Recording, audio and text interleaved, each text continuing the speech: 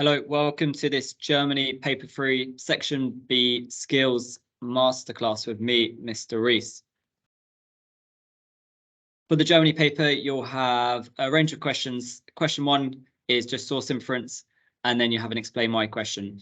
In this revision video, we're going to focus on Section B, and you can see it's the questions that are highlighted. For this section, you'll be given 2 sources and you'll be given 2 interpretations. And remember, an interpretation is written by a historian. Historians look at a bunch of sources and they use them as evidence to create theories about the past. So what historians write about the past, we call those interpretations.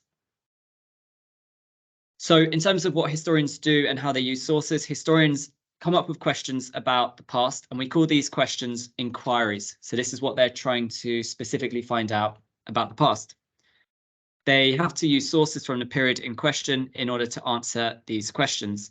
So a useful source will contain content that helps the historian to answer the question about the past. And usually the sources that you get given in an exam will obviously, the examiners will choose sources that they think have some useful content that helps you answer the question.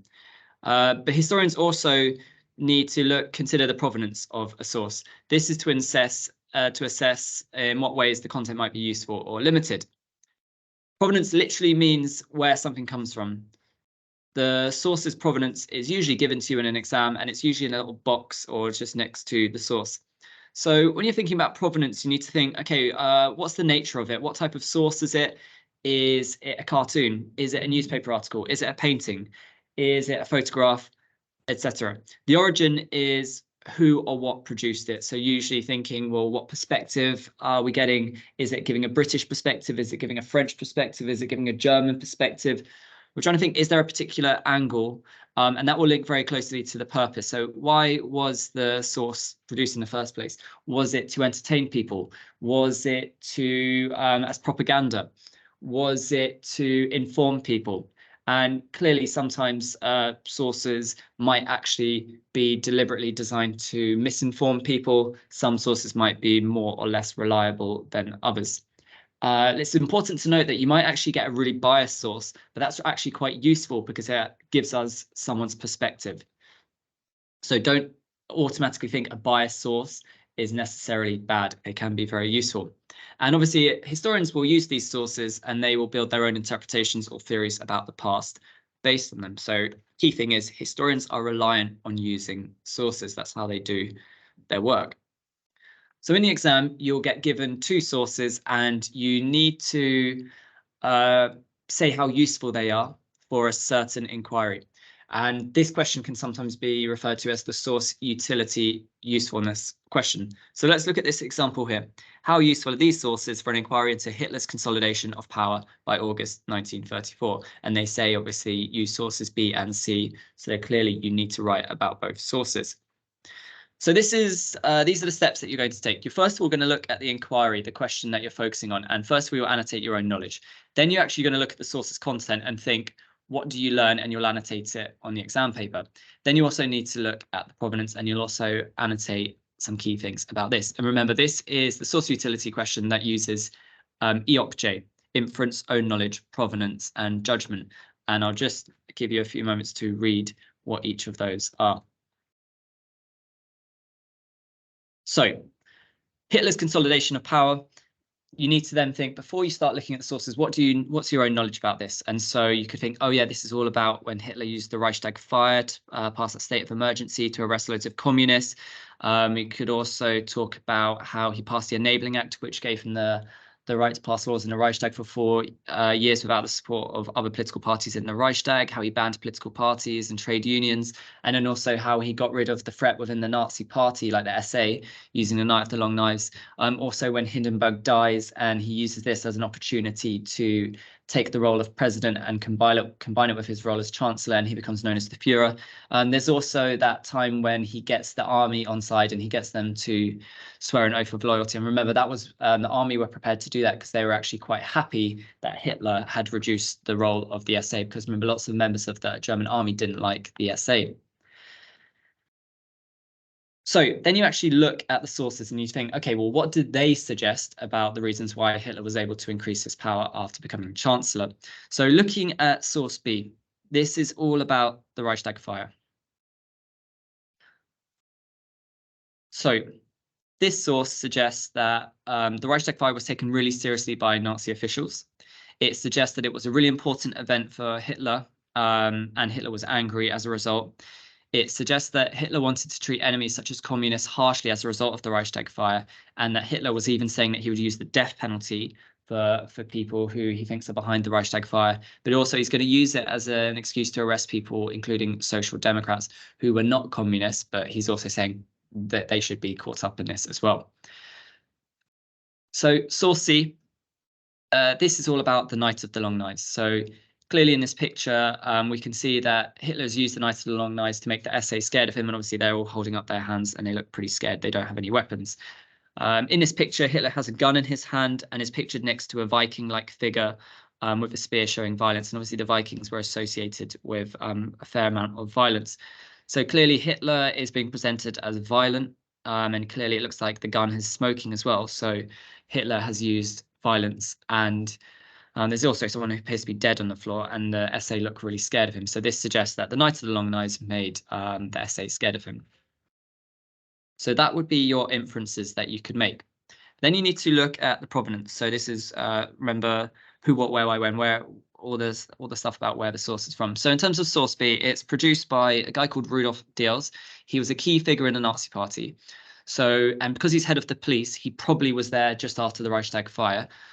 So it's quite useful to get his perspective of it, and he would have had knowledge about Hitler's reaction and key decision making because he was a top figure in the Nazi party. So it's quite useful to have his record of this. However, he might have exaggerated Hitler's reaction to the Reichstag fire when he's writing this account. It's from an autobiography, so he might have been trying to sell copies. He might have made it seem a bit more exciting and exaggerated in order to maybe sell more copies and make it more appealing and exciting. So we might need to be slightly wary about this source. It might be slightly limited in that sense. Source C, well, this is really useful because it's a British cartoon. So clearly there will be a British perspective here. It's going to give us a perspective of potentially how this was viewed in Britain, the Night of the Long Knives.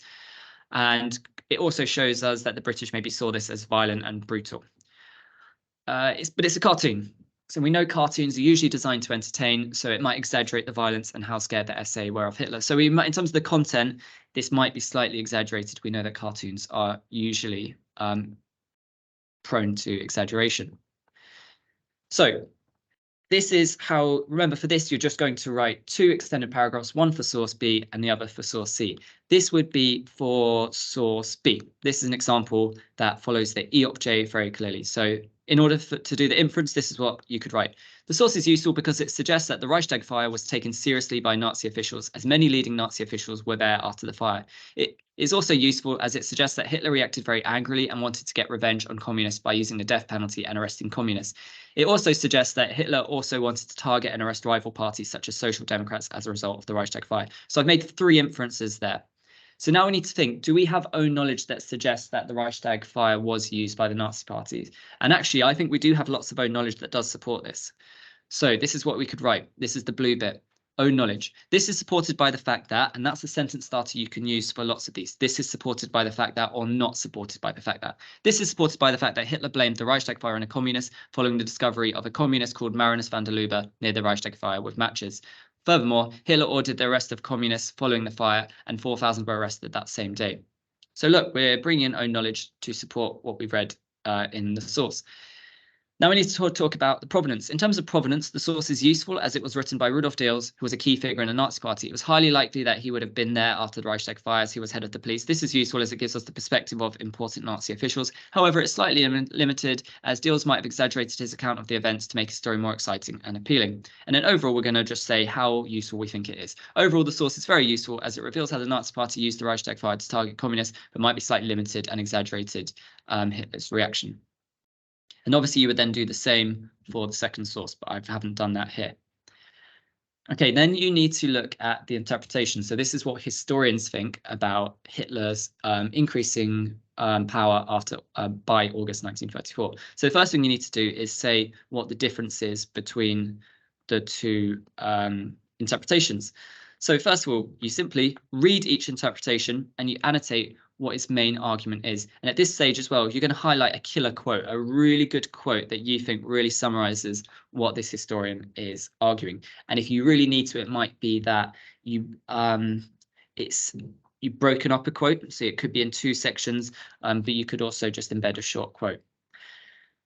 So reading this, the historian who wrote Interpretation 1, they argue that Night of the Long Knives was an attack on the SA by Hitler. It says it helped Hitler to grow his power. It helped the Nazi Party improve their relationship with the army. It suggests that the SS became more important than the Nazi Party as a result. And there's a nice quote. He argues, the Night of the Long Knives was a vital step for the Nazis on the road to the consolidation of power. So that's my killer quote I've picked out. Interpretation 2. This suggests that the Reichstag fire was used by the Nazis. The Reichstag fire was used by the Nazis to persuade Hindenburg to declare a state of emergency. The state of emergency decrees ended certain individual rights, such as the right to gather in large crowds, freedom of speech, and of the press. So Hitler is using the Reichstag fire to target certain groups and reduce certain freedoms that German people had. The Gestapo, the secret police, and the police had freedom to arrest opponents without clear reasons. There's a nice quote, the killer quote that I picked out. The laws passed as a result of the Reichstag fire meant that the regime was free to arrest and imprison political opponents without specific reason. Okay, so in order to then answer this question, what's the main difference between these views? What you need to do is you need to summarize interpretation 1 and put in a killer quote. Then you need to summarize interpretation 2 and put in a killer quote. So this is how I get 4 marks. Interpretation 1 argues that the Night of the Long Knives was an important way that Hitler consolidated his power as it reduced the power of the SA. For example, it states, the Night of the Long Knives was a vital step for the Nazis on the road to the consolidation of power. Second one, however, interpretation 2 argues that the Reichstag fire was an important way that Hitler consolidated his power as it was used as an excuse to arrest opponents. It states that laws passed after the Reichstag fire meant, and here's the quote, the regime was free to arrest and imprison political opponents without specific reason. Next question. We've said what the difference is. Now you would need to come up with a reason why these two historians have come up with different interpretations. There are 3 ways that you can answer this, but we're going to focus on this first one. They've given weight to different sources. There are other ways that you can do it, but as I say, I'm not going to tell you how to do those here because I always think doing the first way is the best way. So remember, you've been given sources and interpretations, and you'll always see that they match up. So in this case, source B is all about the Reichstag fire, and interpretation 2 is all about the Reichstag fire, and source C is all about the Night of the Long Knives, and so interpretation 1 is about the Night of the Long Knives. So look, we can see that there's a lovely little pattern between the interpretations and the sources, and we're going to have to use that to answer this question. So this is really easy, this question, to get the marks. You just need to memorize these sentence starters, and it is so easy. So this is how you could do it. One reason why interpretation 1 and interpretation 2 give different views about Hitler's consolidation of power is because they may have given weight to different sources. So may have given weight to different sources, may have given weight to different sources. You should remember that and use it in the exam. Now you need to explain the link. So the historian who wrote interpretation 1 might, we're not saying they did, we're saying might have used sources such as source C. And then we're just going to remind ourselves what source C is about, which shows how Hitler used the Night of the Long Knives to intimidate and control the SA. However, sorry, it shouldn't be the historians, it should be the historian who wrote interpretation 2 might have used, not saying they did, they might have used sources like source B, which is an account of how Hitler wanted to use the Reichstag fire to arrest political rivals like communists. So we've said that they used different sources, or they might have used different sources, and then we've explained the link that we've identified. Now, this is the final question. This, remember, is going to be 16 marks, and it's the most marks in the paper. How far do you agree with interpretation 2 about Hitler's consolidation of power by August 1934? Now, they ask you about interpretation 2, but you need to write about both interpretations. So you first of all need to have a really clear judgment. Which interpretation do you agree with more? So in this case here, if you're thinking, was the Reichstag fire and the reaction to it more important for Hitler in increasing their power, Or was it actually the Knight of the Long Knives? So you need to make a judgment on which argument you agree with more. Then in your introduction, you're simply going to state your judgment. You're going to write a whole section on interpretation 1. You're going to analyze it, but evaluate it as well with own knowledge. Then you will do the same for interpretation 2. So just to restate that, you are writing about both interpretations. And then in your conclusion, you simply restate your judgment. So these are some steps that you can use. And I've given you some sentence starters here. So introduction, you just state your judgment. Then for interpretation 1, you need to summarize it and explain the historian's argument. So you're going to use quotes, and for each quote, you will explain it in your own words. Then you will use own knowledge to evaluate what is convincing or less convincing. There is a part in the mark scheme to get right at the top, like 14 plus. You need to use something about conveyance, how the historian has used certain language. This is literally just one sentence for each interpretation. Don't spend too long on this, and you need to think about the tone, language, or emphasis about the historian. And I'll show you in a second in the next slide how I do that. And I know for each one, you need to have an overall evaluation. How convincing or how much do you agree with this interpretation? You then follow the same steps for interpretation 2, and in your conclusion, you just simply restate your judgment. You're making it really clear which interpretation you find you agree with more. Okay, so this is only half of the essay, but I'm going to show you what I've done here. So introduction. I've made the decision that I think the Reichstag fire was a more important step for Hitler in increasing his power. And I don't think the Knight of the Long Knives was as important, because I don't actually think there was clear evidence that people like Ernst Röhm in their essay were actually a big threat to Hitler. However, I do think that there were lots of rivals like the communists who actually were a big threat to Hitler. So this is an example of how you could answer this. I only partially agree with interpretation 1, but agree to a large extent with interpretation 2. This is because the Reichstag fire and the way the Nazi Party used it was a more important way that Hitler consolidated his power than the Knight of the Long Knives. So I've really made my judgment clear. Now I'm going to write about interpretation 1. So I need to, first of all, put some quotes in. Firstly, interpretation 1 states that the Knight of the Long Knives was a purge of the leadership of the SA. Now I need to put this in my own words to explain what this quote means. This suggests that the Knight of the Long Knives was a way for Hitler to attack the main leaders of the SA. Secondly, the historian writes that the Knight of the Long Knives was a vital step for the Nazis on the road to the consolidation of power. This suggests that the Knight of the Long Knives was a very important way that the Nazi Party increased their power before 1934. Thirdly, the historian states that the Knight of the Long Knives helped to establish a closer alliance between the Nazi state and the army. I'm going to explain it. This suggests that the German army supported the Knights of the Long Knives, and that this event helped Hitler consolidate his power by creating a better relationship between Hitler and the powerful German army. This suggests that it helped to reduce the military threat that the Nazi Party faced. Now, you could do a few more quotes and you could add more explanation. Now, but in this case, I'm just going to show you how we then start to evaluate it. So you then need to think, what own knowledge do you have that agrees with this? It might be that you have more own knowledge that disagrees with it, but you're going to look at both sides. What do you agree with? What do you disagree with? So now, why we think it's convincing with own knowledge. This is the blue bit. This is convincing because the Knights of the Long Knives was a way for Hitler to arrest and kill rivals within the Nazi Party. Hitler did not fully trust members of the SA, such as Ernst Röhm, the leader of the SA.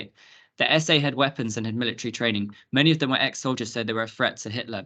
During the Knights of the Long Knives, the Nazi Party arrested and executed over 100 SA leaders, including Ernst Röhm.